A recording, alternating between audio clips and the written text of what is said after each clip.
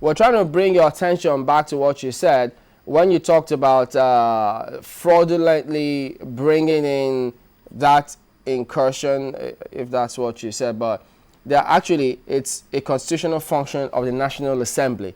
So we cannot actually, or on what basis do you refer to it as fraudulent in the first instance?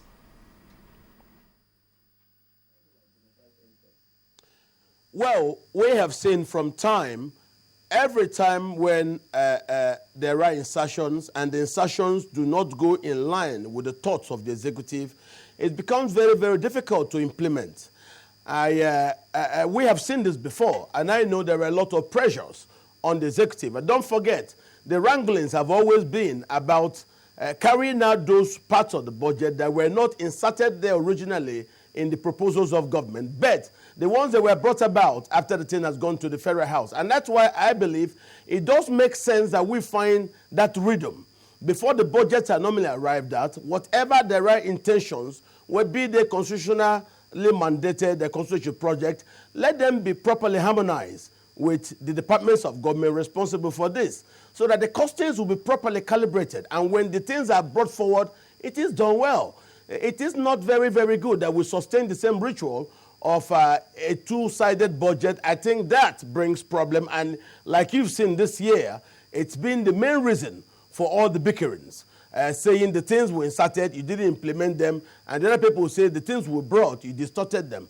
If the government is voted in to go and carry out intentions as the public aspire them to do, I believe that the executive and the legislature should always find it a good thing and in the good general public interest to always harmonize their actions before the budgets are brought. I am speaking going forward, but there's no problem about this because the democracy is still on transition and still young. That we've been able to get to where we've gotten to so short a time, for me, I see a lot of progress in our own progression towards a better democratic society. There is nothing wrong about that. The right way for budgets to be done, if you do have things as a legislature, is to meet with the departments of government. If it's works, go to Ministry of Works, bring them to them, guide them. The people who will also do this costings will do the costings. And you know, government money, before you can assess it, you need to do proper paperwork. If the paperwork are not well done, and then people commit insertions, and there are no paperwork, it becomes very difficult when you want to assess the funds, because you can't assess federal funds without proper paperwork. And then we'll start hearing of budget not properly implemented, things not being done. I know I'm in Abuja, there are pressures. You heard the House of Reps leader saying that the executive have not shown greater respect towards the House. You see, if they do not find harmony in working, it affects us, the Nigerians, who expect both the executive and the legislature to work for our own common good. I believe going forward, they should be able to work together for the greater interest of the country. Now, that's one. Secondly, the budget in its calibrations are beautiful. I like the reduction in recurrent expenditure. That is a good thing, though we still have not been there. If you remember, before we got into where we are, it's been historically about 52%. But the sudden jump in recurrent expenditure from 52% to hovering towards 70% actually impedes our capacity to make something available for capital project. Don't forget, the capital project are the things that the society gets back from the politicians. The current expenditure is what it costs to run government, what both legislatures take and what members of executive arm plus their bureaucrats take. Now, we should achieve a reduction in what government officials, that's including elected persons, take as compared to what the country gets. And that's what you see in capital expenditure. If you do not have enough for capital expenditure, the population suffers. And this is where I believe the budget has made strong progress. These insertions you talked about, I was going to ask you, does it not open up the fact that there are no proper relationship between the executive and the legislature? But let's leave that and go down to the facts about the budget here. The assumptions of the federal government or the executive are said to be too optimistic. Do you think they are a reality?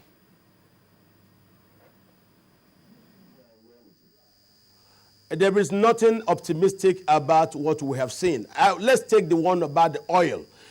the benchmark pegging at 75 is a polite take from the previous 72. Now, even if there are going to be surpluses going forward, then it means that the sovereign wealth fund will have a lot of customers that will come to it, and that helps our balance in our savings. That's a very good thing, to always keep something for a rainy day.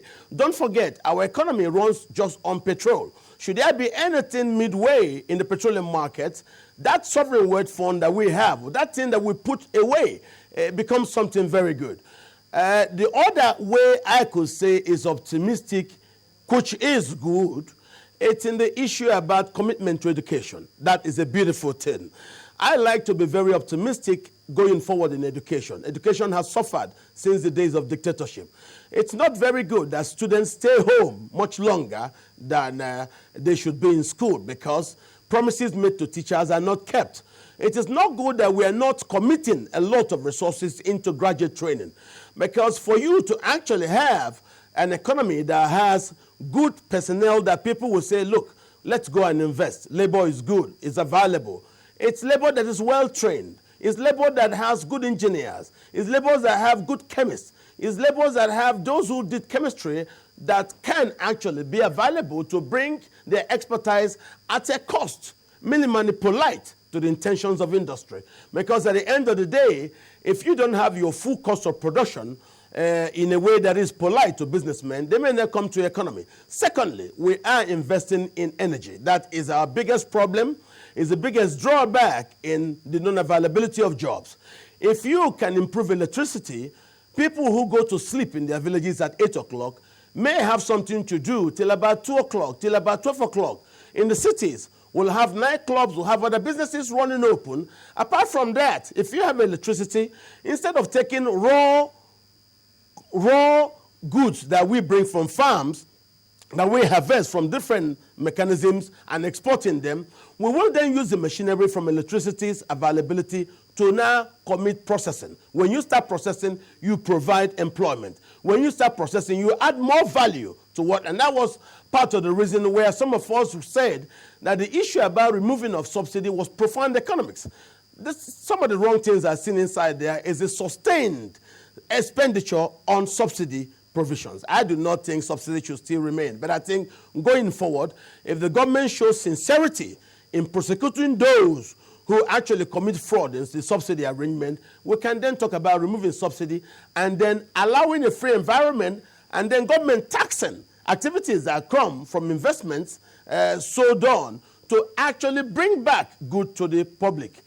We cannot run an economy where subsidy becomes part of the story, no. But going forward, I pray government does something. For this very, very, very budget, I think this is the first budget I can see that the Minister for Finance has brought some of the psychological and the intellectual positions of the World Bank. Because I remember at the World Bank, she was proposing about building communities based on empowering women.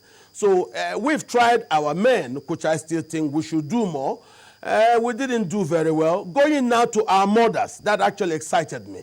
Because if you notice, Grameen Bank, everything they gave to the women, they noticed up to 95% to 97% payback. Women are far more trusted in society when it comes to putting money in their hands and them doing something about it. In my village, every woman I give 10,000 or 20,000, I notice they take it to the next market, they buy things, and what they sell, the profits that come from that, they use in looking after their children. I may not say the same thing about some of my uncles. So I believe what the government has done in trying to empower women, it's a very good thing, because the adage says, create and make a mother happy, and you will see nations built from her womb. I believe going forward, we have approached a point where all of us have to be hands on deck. The legislature, yes, and the government, as you rightly pointed out, should find harmony. Well, you can now see, if they don't find harmony and they start fighting, the elephants disturb the grasses, and the grasses in this case is us, the common people on the street. I believe the PDP should get its act in order.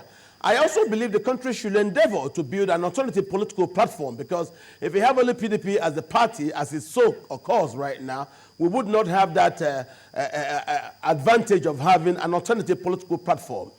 We should endeavor to build an alternative political platform so that we can have choice in a political arrangement, not just one party as now it exists. I don't think that going forward is the best for the country.